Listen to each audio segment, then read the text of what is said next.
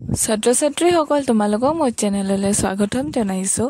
আজি তোমালোকৰ বাবে মই লৈ আহিছোঁ BA থাৰ্ড ছেমৰ এডুকেশ্যনৰ শিক্ষা সমাজ বিজ্ঞান কিতাপখনৰ সমাজ বিজ্ঞান আৰু শিক্ষা চেপ্টাৰটোৰ কেইটামান important short question answer.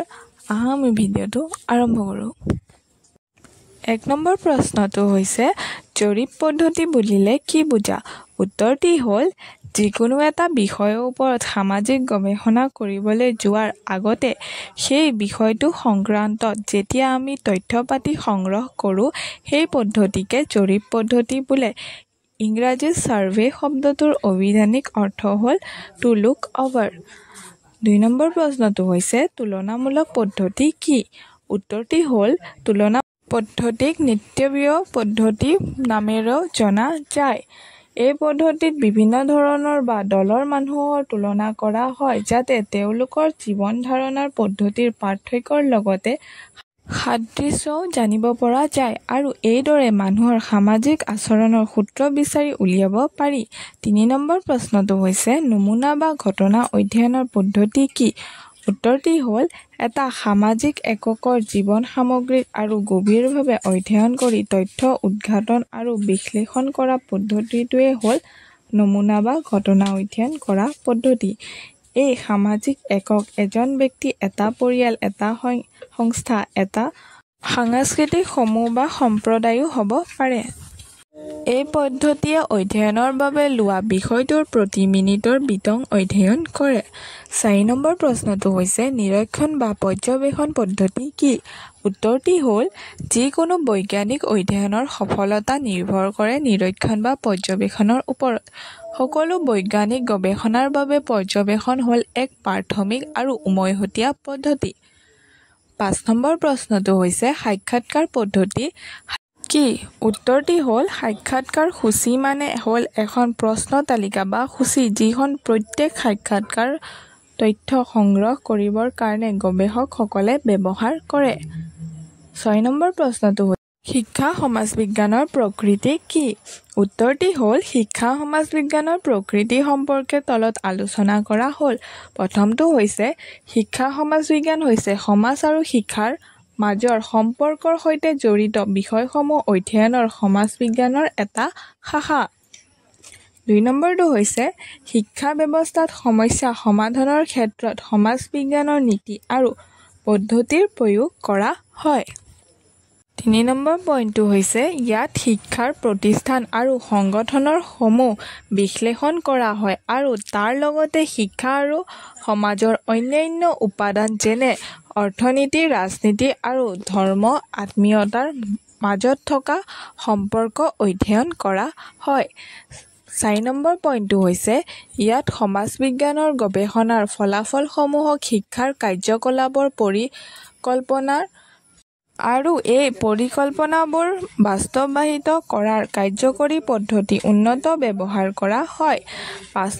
5 number পইণ্টটো হৈছে শিক্ষা সমাজ বিজ্ঞানৰ মূল কাম হ'ল ছাত্ৰ-ছাত্ৰীৰ সামাজিক ব্যক্তিত্বৰ বিকাশৰ ওপৰত শিক্ষা অনুষ্ঠানসমূহ প্ৰভাৱ বিশ্লেষণ কৰা। 7 নম্বৰ প্ৰশ্নটো হৈছে শিক্ষা সমাজ বিজ্ঞানৰ পৰিসৰৰ বিষয়ে লিখা। উত্তৰটি হ'ল শিক্ষা সমাজ বিজ্ঞানৰ পৰিসৰৰ বিষয়ে তলত আলোচনা কৰা হ'ল। প্ৰথমটো হৈছে সমাজ, সংস্কৃতি, সম্প্ৰদায়, শ্ৰেণী, পৰিৱেশ, সামাজিকীকৰণ, বাসস্থান, আত্মীয়কৰণ, লোকসংস্কৃতি ইত্যাদি ধাৰণাবোৰৰ বিষয়ে ইয়াত অধ্যয়ন কৰা হয়।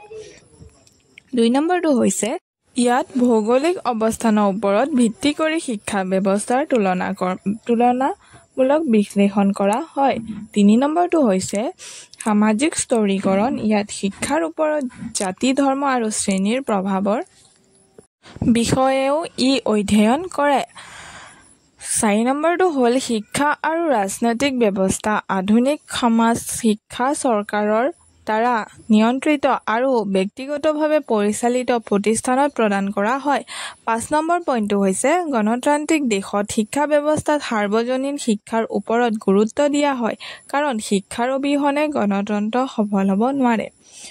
8 নম্বৰ প্ৰশ্নটো হৈছে শিক্ষা আৰু সমাজ বিজ্ঞানৰ মাজত সম্বন্ধটোৰ বিষয়ে লিখা। উত্তৰটি হ'ল শিক্ষা আৰু সমাজ বিজ্ঞানৰ মাজত থকা অন্তৰ্নিহিত যোগসূত্ৰ উপলব্ধি নকৰাকৈ সমাজ আৰু সভ্যতাৰ বিকাশ সাধনৰ প্ৰক্ৰিয়াক প্ৰণালীবদ্ধভাৱে আগবঢ়াই নিয়াটো কঠিন। পূৰ্বতে শিক্ষা আৰু সমাজ বিজ্ঞানৰ মাজত থকা যোগসূত্ৰ অতি প্ৰণালীবদ্ধভাৱে মানুহে উপলব্ধি কৰিব পৰা নাছিল। সাম্প্ৰতিক কালত এই দুটা বিষয় অতি গভীৰভাৱে সাঙুৰ খাই পৰিছে আৰু মানুহে শিক্ষা আৰু সমাজ বিজ্ঞানৰ মাজৰ অন্তৰ্নিহিত সম্পৰ্ক অৰ্থ উপলব্ধিৰ বাবে গভীৰভাৱে প্ৰচেষ্টা চলাইছে। শিক্ষা আৰু সমাজ বিজ্ঞানৰ মাজত নিবিড় সম্পৰ্ক আছে। শিক্ষাবিদ আৰু সমাজ বিজ্ঞানীসকলে দুই বিষয়ৰ মাজত এক অন্তৰ্নিহিত সম্বন্ধ উপলব্ধি কৰি আহিছে। এই কথাত সমাজ বিজ্ঞান আৰু শিক্ষা একেটা মুদ্ৰাৰে দুটা বিশেষ পিঠিস্বৰূপ। সমাজ বিজ্ঞানৰ ধ্যান ধাৰণাই শিক্ষাৰ ধ্যান ধাৰণাসমূহ নিৰ্ধাৰিত কৰে আৰু শিক্ষাৰ ধ্যান ধাৰণাই সমাজ বিজ্ঞানৰ গতি নিৰূপণ কৰে। শিক্ষা এক জীৱনজোৰা আৰু অবিৰত প্ৰক্ৰিয়া। ই মানুহৰ জন্মৰ পৰা মৃত্যুৰ আগমুহূৰ্তলৈকে অবিৰাম গতি চলি থাকে। কিন্তু সামাজিক পৰিৱেশ অবিহনে শিক্ষাৰ বিকাশ সম্ভৱ নহয়। শিক্ষাৰ মূল লক্ষ্যক বহলভাৱে দুটা দিশৰ পৰা বিশ্লেষণ কৰিব পাৰি। প্ৰথমটো হ'ল শিক্ষাৰ জৰিয়তে ব্যক্তিৰ ব্যক্তিত্ব বিকাশ সাধন কৰি ব্যক্তিগত অগ্ৰগতি সাধন কৰা। ধন্যবাদ।